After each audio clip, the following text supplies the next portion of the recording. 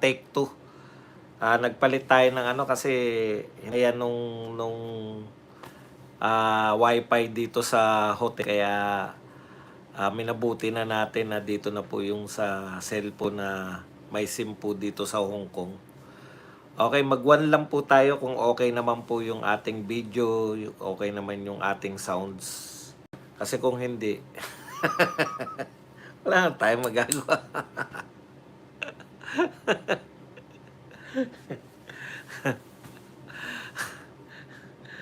Mag-one lang po tayo, one lang po tayo. Sige na po. Kung ayaw nyo mag-one eh. Okay.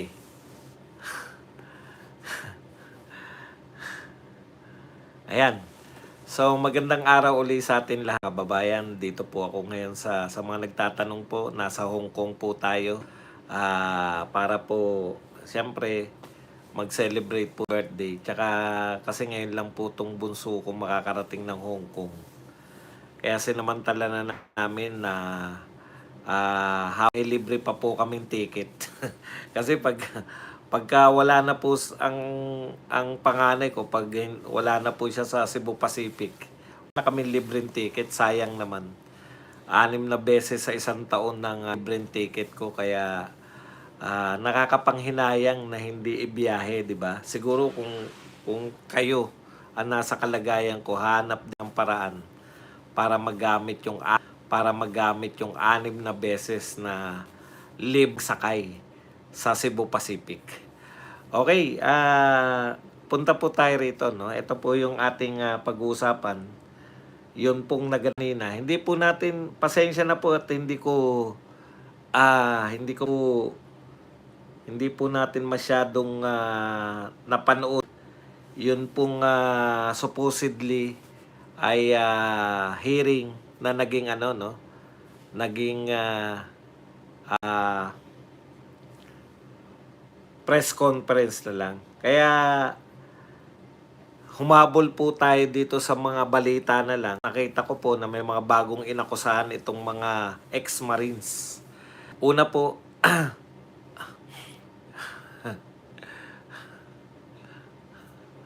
are you making more? Alam mo, wag mo kong yan, tanggalin na natin yan. Bigyan na, namumblema po siya sa akin.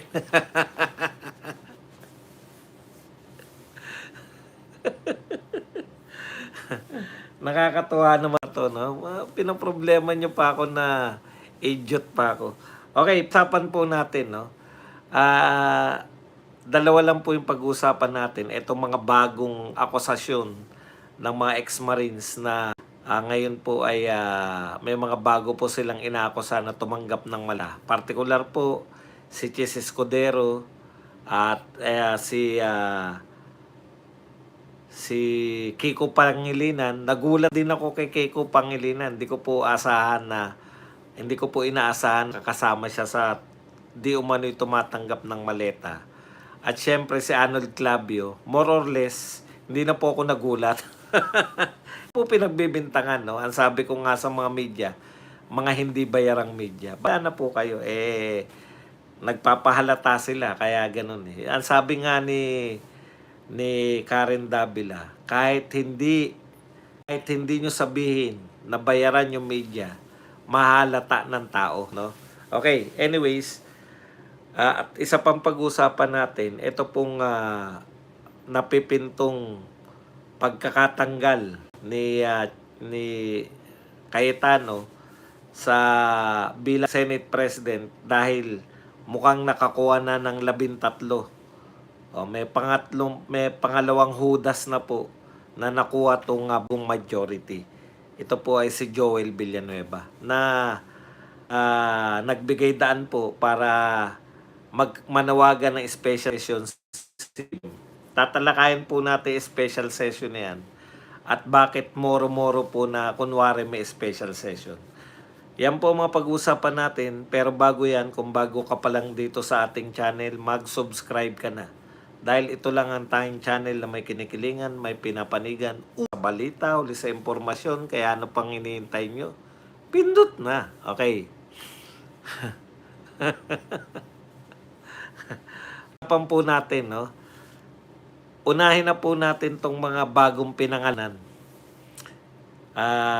Kiko Pangilinan at saka si Kiko Pangilinan talaga hindi ko po ine-expect. Kasi ang ine-expect ko kay Kiko Pangilinan, kontento na yan kasi pera naman si Sharon, malakas kumita si Sharon.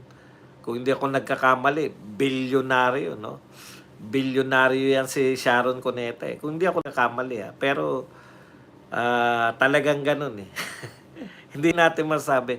Ang problema rito sa mga to, sa mga inaakusahan, pare-pareho lang po ng ugali, no? I-deny nila, tapos sasabihin nila nagsisinungaling yung mga Marines. Tapos ang susunod na kakasuhan na nila. Lahat po, lahat halos ng pinangalanan ng mga Marines, ganun po naging deny. Tapos sasabihin silang sinungaling, kasinungalingan lahat. At pagkatapos, ididemanda po yung mga 18 Marines. Kaya, lunod na po yung mga Marines. Yung mga ex-Marines, lunod na sila sa anda, sa dami po ng pagkakademanda sa kanila. Okay. Ngayon, ganito po, no? Sige, para po maging patas naman, ano po yung mga dahilan nila kung bakit hindi po raw sila. Bibigyan natin ng bigat to kasi hindi politiko. Isa lang po hindi politiko sa mga pinangalanan. Lahat politiko eh. Isa lang po yung hindi politiko, si Arnold Clavio. Mamaya natin si Arnold Clavio. Ito po. Ano po ang mga binintang nila kay Kiko Pangilinan at ano ang sagot ni Kiko? Ayan. Ito po, sabi ni, in fairness po kay Kiko, isang beses lang naman daw sila nag-deliver kay Kiko. So, iba-iba. Kay Chis Escudero, marami. Hindi ko alam kung ilan eh. Wala nakalagay rito, pero alam ko multiple beses kay Chis Escudero. Ayan. 4, no? 4 na suitcases na iba-iba po yung ano. In fairness po kay Kiko Pangilinan, ay isang beses lang daw siya. Si Montol po kaya hindi na natin tinatalakay. Parang sayang lang yung binigay.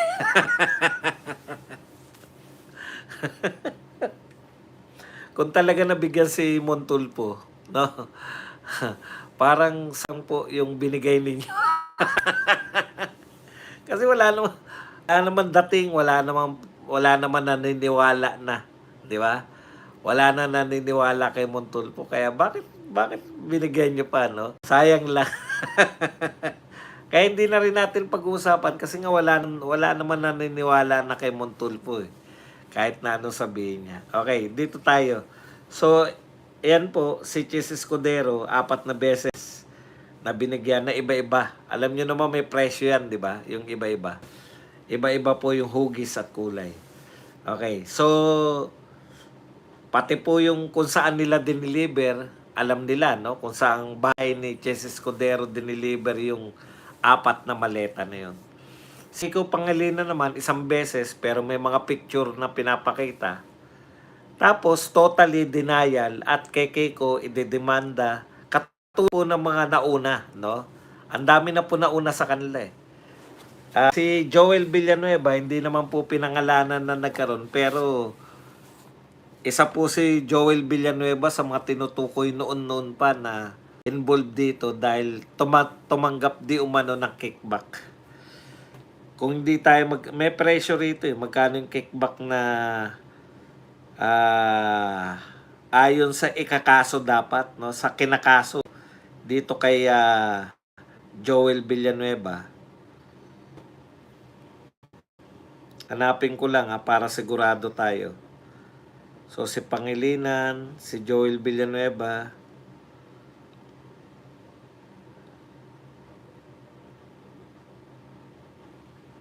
ay nagkakahalaga ng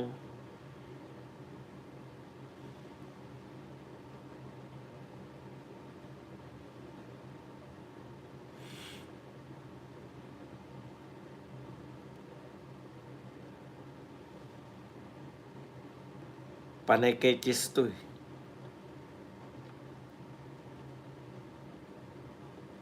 Ayan.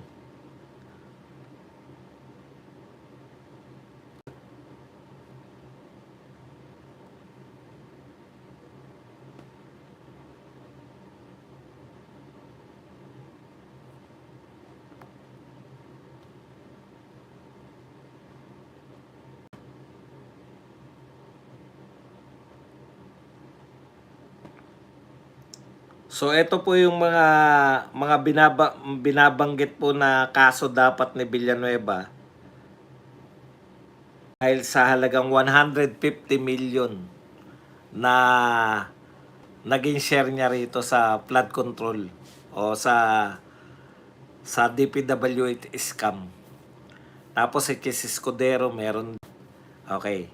Tapos lagi po kahit po yung mga una na pinangalanan, yung mga nauna pong pinangalanan, syempre si President Bongbong Marcos, Martin Romualdez, Tito Soto, Erwin Tulfo, Laila de Lima, Alvarez, Estela Kimbo, Sia Alonto, at iba pa. Lagi po nilang dinideny at tsaka pag deny po, sabay sasampahan po nila na reklamo yung 18 Marines. Okay. Pero kahit po nila nang deny, ito po ang problema natin. Joey Hernandez, thank you very much muna sa $999. Ganito po kasi. Lahat po nagsasabi na etong flood control, ang pinakamalaking pagnanakaw sa kasaysayan ng Pilipinas. Lahat po yan. Mula po kay President Marcos, pati po lahat ng mga senador, pati po mga congressman. So kung meron pong, ito po yung pinakamalaking pagnanakaw, mayroon pong mga magnanakaw. Di ba? Mayroon pong magnanakaw. Walang nagpapangalan sa magnanakaw. Kung ito po ang pinakamalaking magnanakaw, ang napangalanan lang po panay mga taga-Bulacan eh. Bagamat marami pong ninakaw yung mga taga-Bulacan, buong Pilipinas po to. So, ibig sabihin po, kung pinakamalaki pong corruption to, dapat pinakamarami rin po yung involved. O, di ba? Ngayon, ang problema, mayroon mga kapanipaniwala. Sinimulan po ni Gutesa, naniniwala po lahat kay Gutesa. Nung nagtapos etong 18 Marines, marami po, sangkatutak po yung naniniwala rito sa 18 Marines. Pero, nagdi-deny po at yung media po, tinatanggap nila, binabalita nila na pawang kuhanan na agad yung mga pagdi-deny nitong mga personalidad, mga politikong involved. Okay. Mark Villar ba na pangalanan din? Hindi ko po alam kasi wala naman dito eh sa sense natin. Hindi naman, wala naman akong pakialam dyan sa mga politik na yan, kahit sino pa yung kung magnanakaw talaga eh. Anyways, ang point ko lang dito, dapat sa lawak po ng nanakaw, dapat natutumbasan po yan. Imposible naman magnanakaw. O imposible naman pong iisa lang yung magnanakaw. 'Di ba? Sa lawak. So kung malawak po yung pagnanakaw, dapat malawak din yung bilang ng tao na involved dyan. Okay. Kaya po kapanipaniwala yung mga Marines. Bakit? Kasi alam ng tao na napakaraming ghost project, napakaraming palpak na project sa flood control to at napakaraming substandard at napakaraming proyekto na halos hindi mo maramdaman. May maitayo man na picturean, tinangay agad ng baha. Sa makatuwid, gumastos tayo ng trilyon pero hindi naman worth it yung trilyon na yun. So ano po ang ibig sabihin? Ang ibig sabihin, marami pong magnanakaw. Yung talagang wala pong marami mga magnanakaw yung involved. Tapos pag pinangalanan sila, yung mga sasabihin lang nila, kasinungalingan yan, nagsisinungaling yung 18 Marines at ididemanda nila. Na para bang dininay lang lahat ng tao, lahat ng involved, lahat na nagsasabi, dininay lang nila na wala talaga. Paano maniniwala yung mga tao sa inyo? Alam nang may magnanakaw. Ngayon, yung pinapangalanan yung nanakaw, ididinay lang at ididemanda yung nagpapangalan. Sino po ang mas nakakapaniwala? Ngayon, kung paniniwalaan nyo po sila na hindi sila nagnakaw, lahat sila hindi nagnakaw. Sino yung mga nagnakaw? Di ba? Mayroon pong krimen. Hindi kami dyan, kasinungalingan yan. Ididemanda namin kayo. Lahat ng tinuro na involved krimen, hindi kami yan. Ididemanda namin kayo. Laging ganun yung dialogue nila. Pero bakit panipaniwala itong 18 Marines? Hindi ko po sinasabi na hindi ko po sinasabi na totoong magnanakaw yung pinangalanan nila. Ang sinasabi ko, napakalawak na nakawan.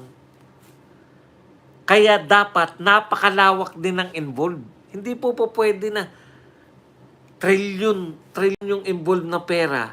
Tapos isang tao lang yung may control ng trilyon na yun. Hindi po totoo yan. Yung kay Napoles nga, magkano lang yun? 500 million yata. Wala pa yata 1 billion yung kay Napoles eh. Ang dami pong involved na personalidad eh. Ito po, trilyon, buong Pilipinas. Tapos lahat ng papangalanan involved,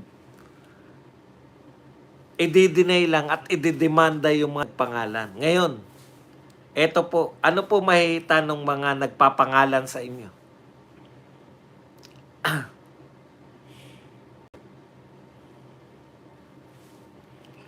Ano po mahihita ng mga 18 Marines kung papangalanan kayo? Magkakaroon sila ng pera? Bakit namatayan yung isang Marines? Hindi niya man ipagamot yung kapatid niya. Kung pera-pera po yung habol nila. Di ba? Tapos ang lagi lang lusot, magpakita kayo ng ebidensya. Nagpapakita na nga po ng ebidensya. Tandaan po nyo, may picture.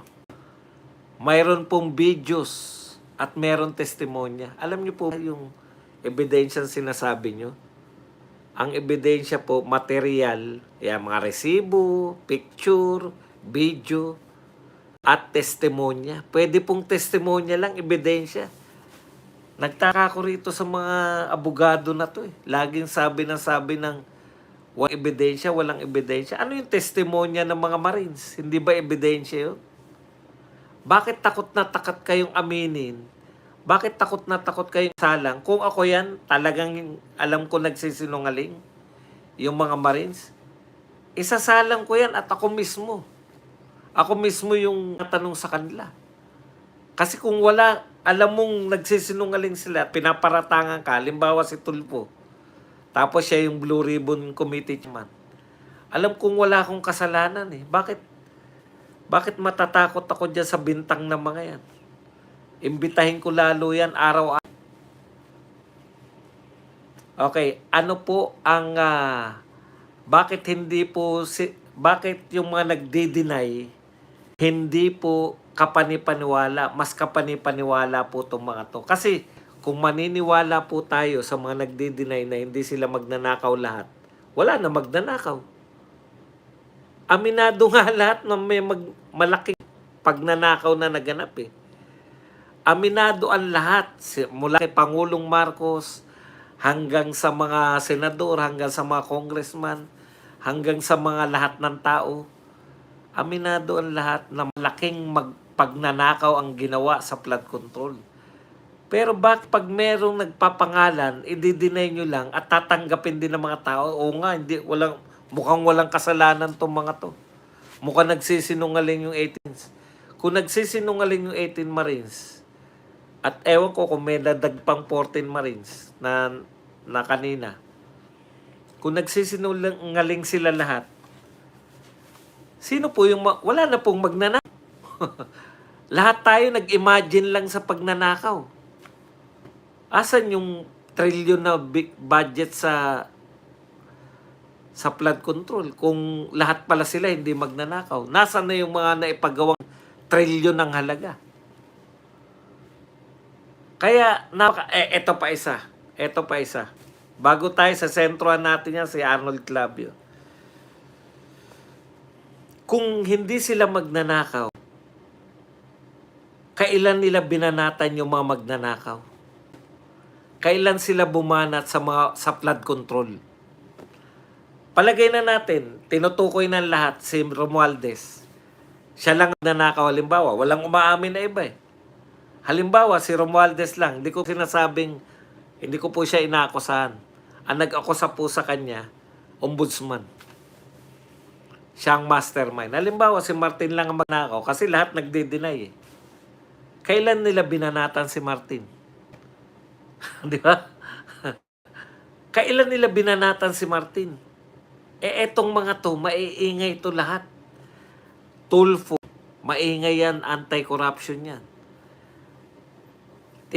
Si Lacson, na kaibigan ni Tito Soto, kailan bumanat talaga yan kay Romualdez? Magtukoy na lang tayo ng isa kasi isa lang yung mastermind eh. O dalawa pala, si Aldico. Pero dito tayo tumuto kay Romualdez. Kung hindi kayo magnanakaw, kailan nyo binanatan si Romualdez? Di ba? Kailan nyo binanatan? Lahat na nagde-deny. Laila de Lima, lahat binabanatan mo. Kailan mo binanatan si Romualdez? Keiko Pangilinan, kailan mo binanatan si Romualdez? Chis Escudero, kailan? Nagtatanong ako ha. Hindi ko kayo inaakusahan. Ang nag-akusa sa inyo yung mga Marines. Ako nagtatanong. Dinideny nyo eh. Kung dinideny ninyo at kabukang bibig nyo, anti-corruption kayo. Lahat yan, mga anti-corruption ko no eh. Kailan ninyo binanatan si Martin Romualdez? Huwag na muna yung iba. Si Martin na lang. Kasi siya yung tukoy ng ombudsman eh. Kung hindi nyo binabanatan si Martin Romualdez, pero binabanatan niyo si BP Sara, bakit hindi kayo paghihinalaan ng taong bayan?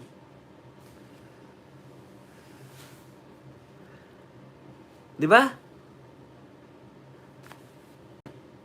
Lahat kayo, lahat ng mga binanggit niyan, binabanatan si BP Sara. Magkano lang ba yung binibintang nyo kay BP Sara? Wala pa 1 bilyon. Bakit hindi nyo banatan yung pinalaking kayo na involved? Yun po yun eh. Hindi lang po sa pagde-deny ninyo kayo paniniwalaan. Tingnan din po yung mga aksyon ninyo. Kailan kayo bumanat sa flood control ng totohanan? Kasi pwede ninyong banatan niya na mother statement eh. Na mga magnanakaw na politiko. Walang epekto yan eh. Kailan talaga kayo bumira? Katulad itong ginagawa ng 18 Marines. Kailan nyo sila binanatan? Walang panahon na binanatan. Walang panahon na binanatan nyo yung flood control. In fact, yan nga pagbanat nyo kay BP Sara, ang basa namin dyan, para iligaw ninyo yung mga tao sa issue ng flood control. Hindi po uubrayo ay tanggi lang ng tanggi. Wala kaming kinalaman dyan. Wala kaming kasalanan. O etong dalawa, si Chis Escudero at si Joel Villaba. Paano namin kayo paniniwalaan? Samantalang ang linaw na sinabi ni Jinggoy Estrada, pinapipili ako, mawawalan ka ng kaso pag bumaliktad ka o makukulong ka pag hindi ka bumaliktad. Ang linaw ng option eh. Di ba? Kaya sabi namin, kaming mga pangkaraniwang mga tao, yan ang binigay sa inyong option. Kay Joey Villanueva at kay Chis Escudero. Babaliktad ba kayo o makukul kayo? Pinili ni Estrada na makulong kaysa bumaliktad. Kayo, pinili niyong bumaliktad. Hindi kayo nakakulong. Huwag niyo sabihin na makukulong. Maniniwala kami na walang kapalit yung pagbaliktad ninyo kung kayo po ay makukulong, ipapakulong din kayo ng ombudsman. Pero hanggat hindi po kayo pinapakulong ng ombudsman, hindi po kami naniniwala na yung pagbaliktad ninyo ay walang kapalit. Pasimplihin lang natin kasi binubobo ninyo lahat yung mga tao. Akala nyo bobo pa rin lahat. Alam namin na may malaking pagnanakaw sa flood control. Walang umaamin sa inyo, lahat nagdi-deny. Sino yung mga nagnakaw? Kayo na nga yung sinasabing dinilibera nila ng pera. Wala naman kami ron eh. Pero etong mga to, may mga nagko-corroborate sa kanilang mga sinasabi. Hindi lang po isa. Pag nagsabi sila nag-deliver kami kay Chis Escudero, mayroon pong nagko-corroborate doon sa sinabi na yun. At kapanipaniwala po sila sa tao. Bakit po? Tignan nyo yung mga views. Tignan nyo yung views nung si Erwin Tulfo ay nag-conduct ng Blue Ribbon na para i-deny lahat ng sinabi ng mga 18 Marines. At tignan nyo po ngayon. Tignan po ngayon yung mga views dito po sa ang mga ex-Marines.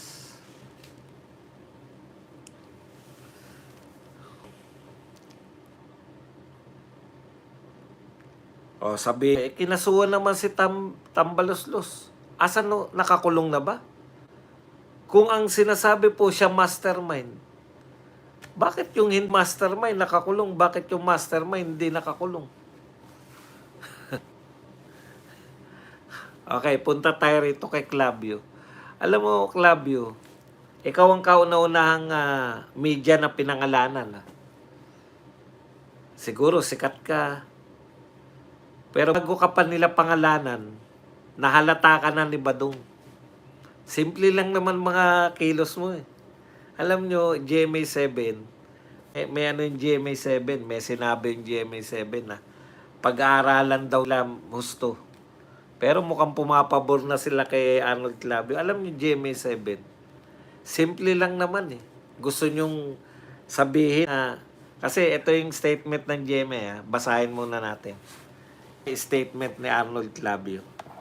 Madali lang naman po yung formula sa mga tao, no? Lalo na po, yung politiko po kasi, ano pa pag-iba niya sa media? Yung politiko po kasi, natural, may may pinanigan at may kinakampihan yan, 'di ba? Yung mga kakampi niya. Si Joel Villanueva lang naman yung pinayuhan ng tatay na huwag mo sundin yung mga kasama mo sa politika kung hindi yung sarili mo, yung konsensya mo. 'Di ba? Pero kali nagkakampi-kampihan po yung mga politiko. Ano po pagkakaiba ng isang mediaman sa mga politiko? Dapat trabaho po ng mediaman, hindi po pumanig. Dapat po ang mediaman parehas. Ako po, kahit papano, pwede na namin matawag na semi-mediaman na kami kasi talaga namang naaaral namin yan. Pinagsasabihan po kami ng mga producer namin na hanggat maaari, pumarehas kayo. Kaya nga sinasabi namin yung mga katwiran nila eh. Kaya lang, nadadal na nga yung pagiging mediaman ko sa pagbablogs eh. Kaya lang,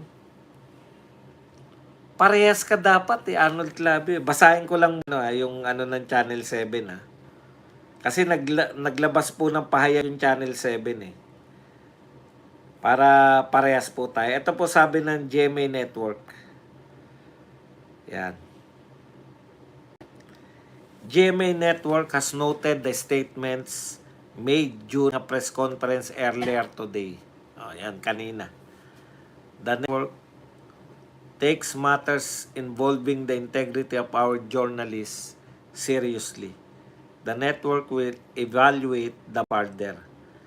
GMA Network remains committed to responsible journalism. We ask the public to refrain from drawing conclusions based on unverified information.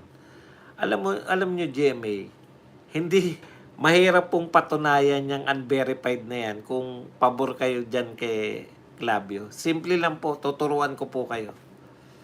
Bilang yaman, alam nyo po, parehas dapat yung inyong mga tauhan dyan sa GMA. Ibig sabihin, hindi po siya isang panig lang kasi media man siya eh.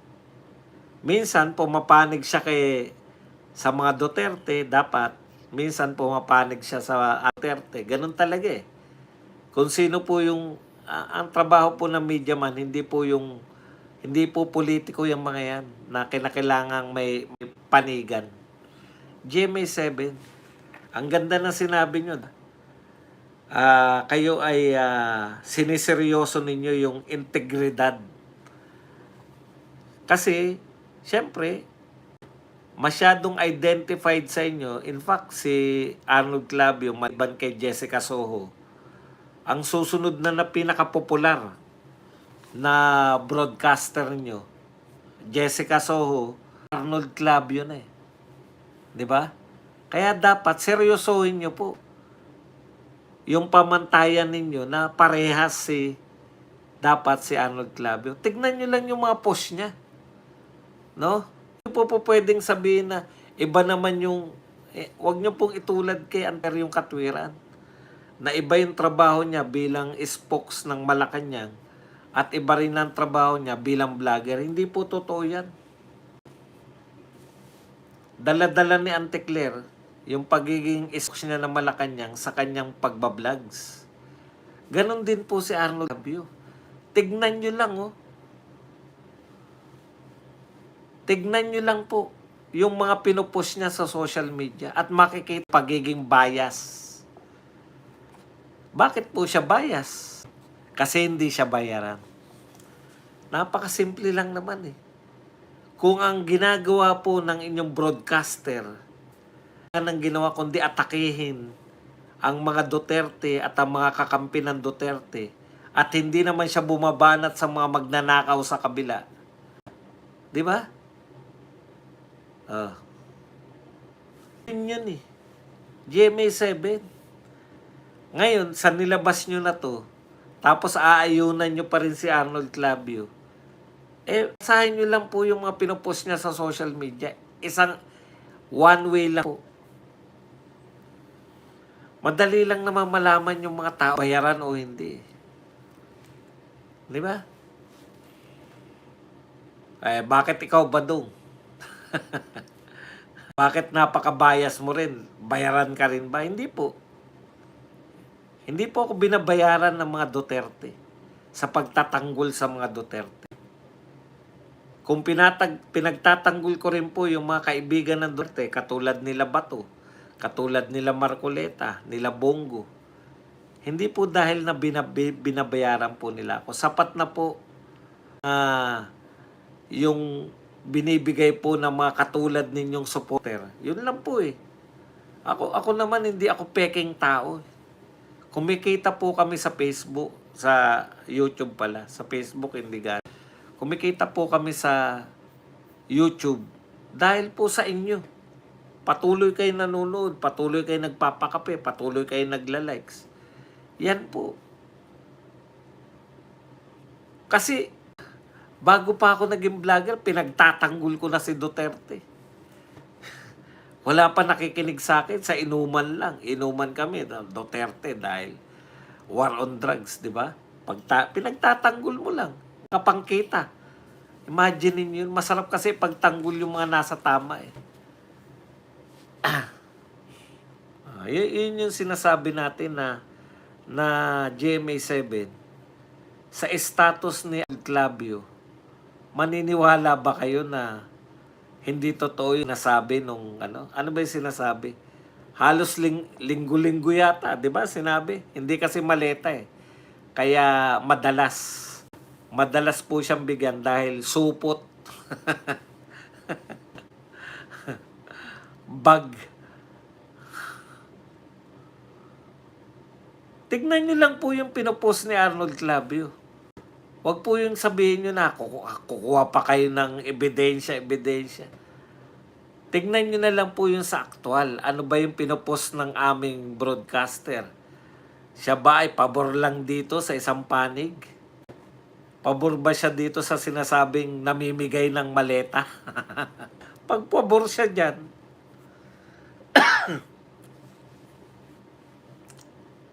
at sa lahat po, si Laila de Lima, tignan nyo, kailan niya ba binanatan si Martin at mga magnanakaw ng flood control? Hindi nila binabanatan. Pero ang gagaling nilang bumana ng Duterte. Yun lang po eh. Pag ikaw pangkaraniwang tao, anong dahilan? Bakit bana sa mga Duterte tas hindi mo binabanatan yung sinasabi ng ombudsman na di umano ay mastermind ng pinakamalawak na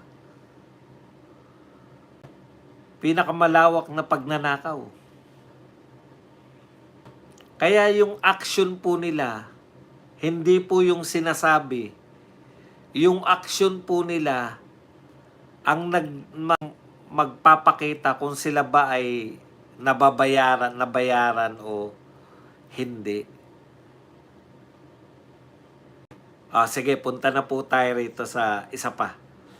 Ito pong magsasagawa bukas, no? Kung hindi ako nagkakamali, bukas na yung special session. Ito po, katulad ng sinasabi ko nung nasimulan po yung special session. Hindi ko maintindihan kay Joel Villanueva, bakit naghihintay siya ng special session? Meron ba silang usap? Kasi, bakit po special session? Para hindi nag-traitor si Joel Villanueva. Kasi special session, pinatawag ng Pangulo, alangan namang hindi siya dumalo, diba? Yun yung palusot niya eh. Sa special session lang ako dadalo, hindi sa patawag ni Gatchalian. Kasi pag katulad ng ginawa ni Chis, patawag ni Win Gatchalian, dumalo siya. Hindi sinabihan siyang traitor, sinabihan siyang Judas, tapos nagre-react siya. Kasi tatakbo pa yung mga yan. Ewan na yan sa Senado eh. Hindi na namin kayo iboboto. Walang Duterte supporter ang boboto sa inyo. Okay. Sa madaling salita, yung special session, ginawa yan para pagbigyan yung babaliktad na si Joel Villanueva. Ang special session po, ginagawa lang po yan pag may mga urgent talaga at inip na yung Pangulo sa tingin ng Pangulo ng Pilipinas. Ito kailangan to ng mamamayan. Kaya mananawagan na ako ng special session kasi ayaw nila by themselves na gawin eh. Halimbawa po, si Tatay Digong, nanawagan ng special session yan kasi walang po para sa pandemya. Dami na namamatay. Kinakailangan mo ng pondo, pambakuna, pambili ng PPEs. Saan ka kupera? Hindi nakalagay yan sa budget. So, kailangan mo ipatawag yung Senado at Kongreso para magpasatas na maglalagak ng budget para sa pandemya. Pambigay ng ayuda at saka pambili ng mga PPEs at pambili ng bakuna. Yan. Special session ang kinakailangan. May pangangailangan. Po mag-special session amendments lang ng mga batas. Pwede naman kayo mag-amend ng mga batas eh. Hindi naman po buhay at kamayan yan eh. Yung pandemya po, buhay at kamatayan po yun. Kinakailangan mo magkapera agad. Yan pong mga pag-uusapan nila, pangkaraniwan po eh. Pag naipasabay ang gaspe na yan, uunlad ba Pilipinas? Pag naipasabay ang anti-political bill na yan, uunlad ng Pilipinas. Wala nang magugutom. Meron po bang emergency ngayon na kinakailangan tugunan? Wala po. Kaya lahat po yan, palabas lang para sila magiging legit na po yung kanilang pagiging president. Pero tandaan nyo po, pag naging legit na po yung kanilang pagiging Senate President, hindi na po mag-gauli ng Blue Ribbon. Bakit? Ngayon na lang, wala pa nakatakda eh. Hindi po alam ni Erwin ang kanyang gagawin sa ribbon. Hanggang ngayon nga, dinadaldal ni Erwin yung ano eh. Di ba? Ano yung dinadaldal niya? Yung pa rin yung pagpirma niya sa partial. Wala naman pong katotoran niyang partial. Ito pa po. Sabi ni Sherwin Gatchalian, mayroon threat sa Senado. Kaya work from home. Nawala na ba yung threat sa Senado? Anong ginawa ninyong paraan para yung threat sa Senado? Bakit kayo magse-session na bukas? Dapat pinapaliwanag ni Gatchalian. Nawala na yung threat sa Senado dahil nakita namin etong dalawang tao na to na natatanim ng ano at in-interrogate namin siya. Dapat meron, di po ba? Hindi ba bulahan lahat? Mayroon daw threat. Senado kaya nag-work from home ng ilang araw. Tapos nagdeklara si BBM, mag-special session kayo. Wala nang threat. Nagdeklara lang si BBM. Dapat pala noon pa nagdeklara si BBM para wala nang threat. Di ba niloloko nyo yung tao? May threat, tapos nagdeklara lang yung Pangulo na mag-session kayo. Nawala na bigla yung threat. Ano yung nangyari? Dapat merong aksyon. May ginawa kayong aksyon para mawala yung threat. Halimbawa, nalutas na namin yung threat kasi nahuli namin tong dalawang tao na to na nagpaplano na ganito pala balak nila. Ngayon, napaamin namin sila. Meron ba kayong ganun? Paano nyo nalutas yung threat? Kasi kung hindi mo masasagot yan, Win Gatchalian, lahat yan para pigilan lang yung in-announce ni Marcoleta na pag-imbestiga nila. Ngayon, tuloy-tuloy po yung threat. May threat na naman yung mga bilyar. Ano ni Boying Rimulya? Pa-imbestigahan yung dalawang bilyar. Yung dalawang senador na bilyar. Dahil sila daw ay bakit hindi mapunta. Yung LRT ba? Pinipigilan daw nila yung pagtutuloy-tuloy ng trabaho na LRT kaya raw hindi makarating ng Cavite. Yung LRT1. Iimbestigahan na. Pag iimbestigahan ka na ng ombudsman, alam na this. Diba? Inimbestigahan si Escudero, inimbestigahan si Joel Villanueva. Ibig sabihin, kung ikaw ay magna, kung ikaw ay may tinirang pera, madali kang bumaliktad eh. Yan na po yan. Pressure po yan sa mga bilyar na naman. Kakuha na sila ng 13, bakit pa kinakailangang pressure rin yung mga bilyar? Para naman sa impeachment. Tuloy-tuloy po. Hindi nyo napupuna yung mga ganyang gimmick eh. Ginagawa nila eh. Si Gatchalian, hindi ubra po. Dapat magpaliwanag ka. Paano nawala yung threat? Bakit bukas ang business as usual lang kayo? Bakit bukas meron na kayong session? Nawala na ba yung threat? Ano yung ginawa nyo sa threat? Ngayon naman, kita naman natin, tuloy-tuloy. Sa inyo, tuloy-tuloy yung panggigipit sa mga senador. Ngayon, iimbestigahan ng mga bilyar. Hindi ko po ma-imagine na may dalawang senador na magkapatid na kayang magpati